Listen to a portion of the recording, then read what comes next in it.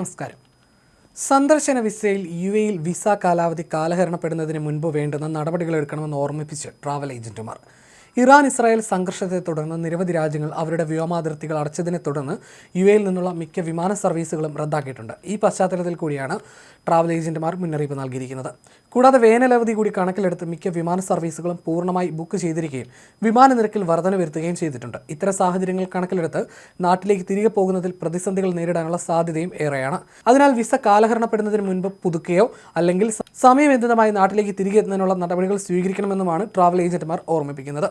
വിമാനങ്ങൾ പൂർണ്ണമായും ബുക്ക് ചെയ്യപ്പെട്ട സാഹചര്യമാണ് നിലവിലുള്ളത്. ഈ കാരണത്താൽ വിസിറ്റിംഗ് വിസയിൽ എത്തുന്നവർക്ക് കൃത്യസമയത്ത് നാട്ടിൽ തിരികെ എത്തുന്നതിന് ടിക്കറ്റുകൾ ലഭിക്കണമെന്നില്ല. വിസ കാലാവധി കഴിഞ്ഞും രാജ്യത്ത് അനധികൃതമായി തങ്ങിയാൽ അത്തരക്കാർക്ക് പിഴ അടയ്ക്കേണ്ടി വരുമെന്നും ട്രാവൽ ഏജന്റുമാർ ഓർമ്മിപ്പിക്കുന്നു. നിലവിൽ ഇറാൻ ഇസ്രായേൽ സംഘർഷത്തെ തുടർന്ന് ഇന്ത്യ ഉൾപ്പെടെ നിരവധി രാജ്യങ്ങളിൽ നിന്ന് യുഎഇയിലേക്കുള്ള വിമാന സർവീസുകൾക്ക് തടസ്സം നേരിടുന്നുണ്ട്. ഇതും പ്രതിസന്ധി സൃഷ്ടിക്കുന്ന കാര്യമാണ്.